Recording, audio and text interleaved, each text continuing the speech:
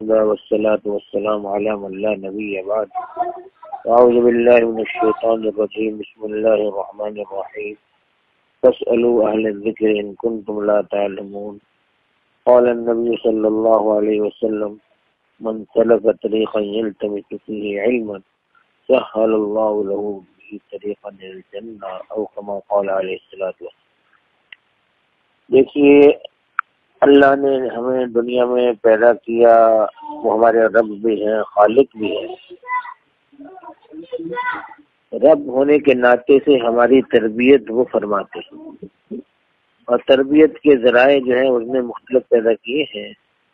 الحمدللہ علماء حق کو اللہ جل شانہ نے یہ کام ذمہ داری سونپی ہے کہ وہ امت کے مرد عورتوں کی مسائل کے اعتبار سے تربیت کریں اور مسائل کے اعتبار سے ان کو دین کی معلومات مہیا کریں۔ اور یہ دین کی معلومات مہیا کرنا یہ گویا دنیا کی اس میں بھی کامیابی ہے اور آخرت بھی کامیابی ہے۔ اس لیے دین سیکھنا یہ علماء فرماتے ہیں اتنا ضروری ہے کہ مشہور ہے، بعض نے کہا حدیث ہے، بعض نے کہا کوئی المقولہ ہے تو اطلب العلم من المہد الی اللہ، کہ علم کو تلاش کرو ماں کی گود سے لے کر قبر کے کنارے تک۔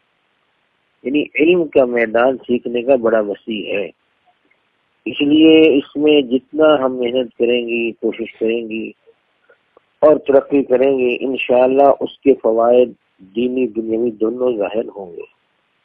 کیونکہ علم سیکھنے کے لیے کوئی تھوڑی محنت کرنا، کوشش کرنا، اللہ کے نبی نے بھی بتلایا کہ من سلک طریقا یلتمس فیہ علما، جو کوئی دین کی راہ پر چلتا ہے سیکھنے کے لیے، دین کے کوئی طریقہ اختیار کرتا ہے دین کے سیکھنے کا، مقصود اس کا دین ہوتا ہے اور کوئی مقصد نہیں ہوتا ہے عالمہ بننا، فاضلہ بننا، لوگ علامہ کہہ دیں، لوگ کہہ دیں کہ وہ مولویانی ہے۔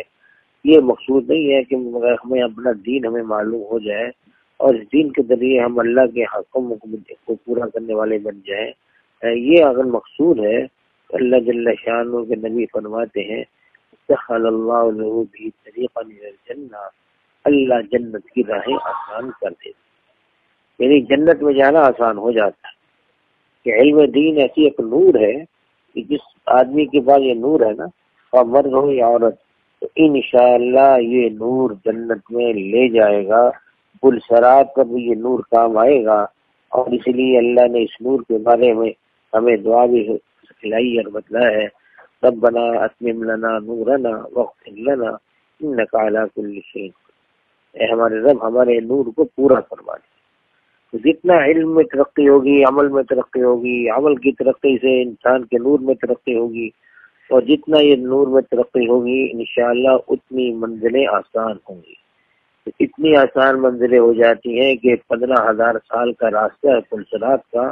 اللہ کے نبی نے فرمایا کہ بعض لوگوں کا نور اتنا قوی ہوگا، مرد ہوں یا عورت، کہ ایک لمحہ میں وہ 15,000 سال کا فاصلہ طے کر لے۔ یعنی 15,000 سال کا فاصلہ ایک لمحہ میں طے ہو جائے گا۔ یعنی جتنا قوی نور ہوگا نا اتنی جلدی یہ فیصلہ طے ہو جائے گا۔ اگر یہ نور ہمارا کمزور ہے، علم دین میں ہمارے کمزوری